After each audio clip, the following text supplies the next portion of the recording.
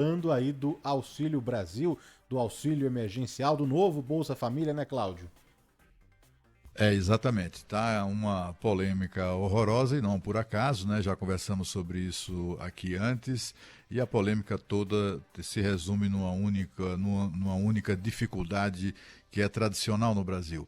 É as elites encontrarem solução para resolver os problemas da pobreza, né? Dos mais pobres.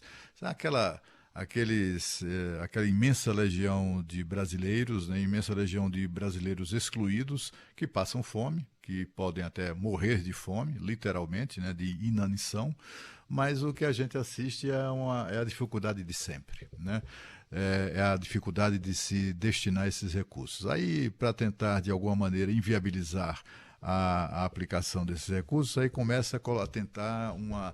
Tem ali um esforço, né, para jogar água na fervura, né? Tem um esforço ali para tentar jogar a opinião pública contra essa tentativa, falando, falta apontar a origem dos recursos, onde é que tem? Aí aparece lá o pré-candidato a presidente, o Pacheco, né? Rodrigo Pacheco, falando isso, né? Alguma coisa muito parecida com isso.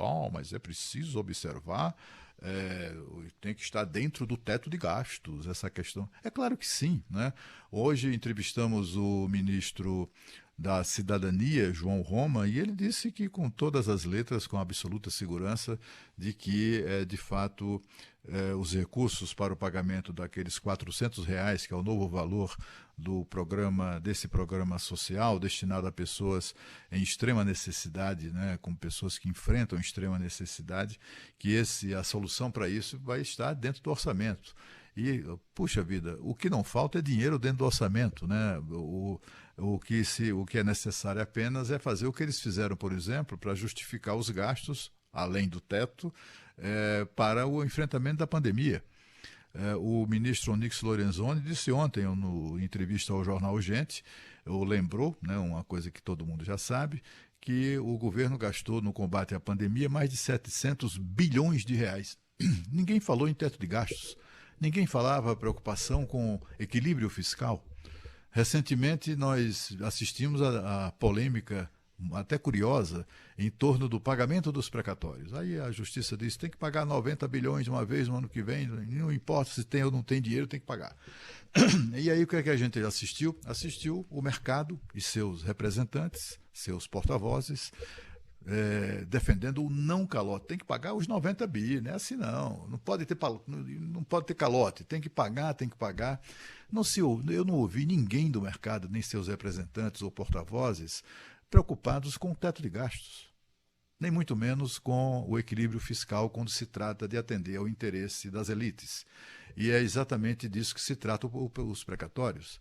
Que se tratam os precatórios. Os precatórios estão nas mãos, né, de uma pequena quantidade de pessoas bilionárias que investe nisso. O princípio que é um dos seus negócios é investir em precatórios. A gente muito rica que compra precatórios a preço de banana e depois fica esperando que eles vençam para receber o valor de face dele. Então, assim, o cidadão pobre tem lá um precatório de R$ 1.000, ele vende aqueles R$ 1.000 por 300. Ou ele recebe por 300 agora, que ele está precisando, ou esses R$ 1.000 ele vai receber daqui a 10 anos, sei lá quando, né? E aí tem gente que compra, vai lá e compra, paga ali o 300, R$ 400 por esse precatório de 1.000 e aí o cara aceita, enfim, é assim. E quem é que compra? Quem tem dinheiro para isso. Quem tem dinheiro para isso é gente muito rica. E é exatamente essa gente muito rica que orienta os seus representantes no mercado e seus porta-vozes a defender o não calote e assim, ninguém mencionou questão de teto de gastos, né? Tem que estar dentro do teto de gastos, ninguém mencionou nenhum tipo de preocupação com o equilíbrio fiscal. Mas quando se trata de pagar o Auxílio Brasil, o Bolsa Família, Bolsa Brasil, como há ministros que defendem essa denominação, quando se trata de pagar a pobre, aí começam os problemas. Não pode fazer demagogia, tem que verificar o teto de gastos, e é aquela coisa toda que me fez lembrar ontem aqui, na nossa conversa sobre esse assunto, aquele personagem criado por Chico Anísio, o Justo Veríssimo, aquele que tinha horror a pobre, isso para quem era daquele tempo. Né? As gerações mais jovens certamente não conhecem, mas é fácil verificar no YouTube, tem lá muitas gravações desse personagem. Justo Veríssimo, que tinha horror a pobre, dizia que eu quero mais é que pobre se exploda. É mais ou menos como se comportam essas pessoas que ficam tentando colocar gosto ruim, tentando inviabilizar de todas as formas o pagamento desse auxílio de R$400. E o pior é que entre eles está o ministro da Economia. O ministro Paulo Guedes é um dos principais opositores disso. E uma das formas de ele manifestar sutilmente a sua oposição é fazer o que ele fez ontem. Não, tem que ter licença para gastar 30 bi além do teto. Isso é para jogar a opinião pública contra os defensores no governo, inclusive o presidente da República, do pagamento de um valor minimamente mais mais digno, né? Que é de R$400 para essas pessoas que são tão necessitadas. Há um acordo sendo negociado, já fechado na Câmara dos Deputados, que é exatamente onde se busca, onde se localizaram os recursos para financiar isso tudo. É preciso lembrar que tem muita gente que acha que o teto de gastos, muita gente desinformada, né, que acha que o teto de gastos é o que o governo não pode gastar mais do que arrecada.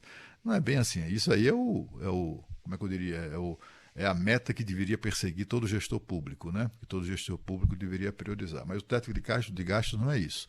O teto de gastos é a regra constitucional aprovada no governo de Michel Temer, que proíbe o gestor público de gastar mais do que gastou no exercício anterior, no ano anterior.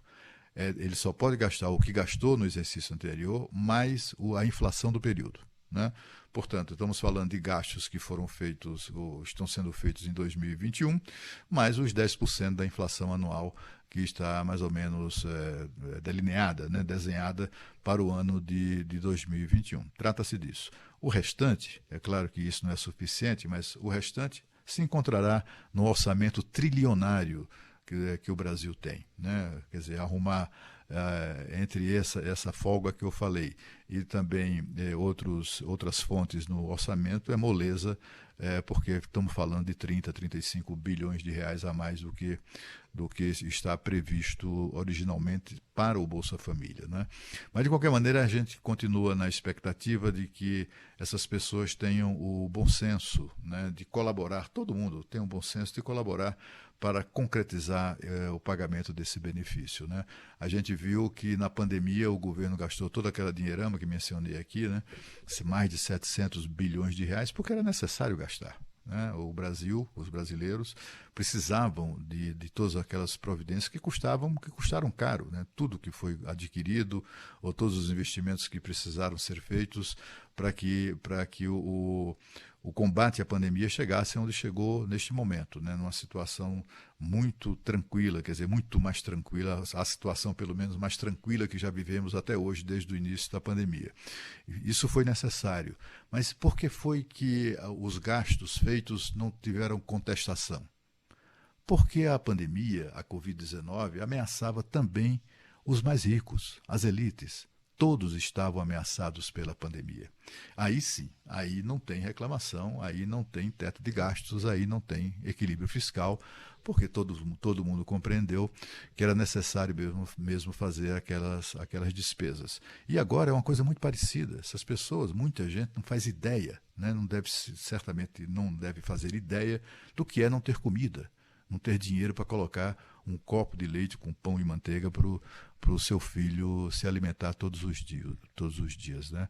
Vamos aguardar para ver, mas me parece que está resolvida essa questão e que, de fato, o pagamento será feito já a partir de novembro, nesse valor de R$400 para todos os beneficiados do novo programa que vai substituir o Bolsa Família.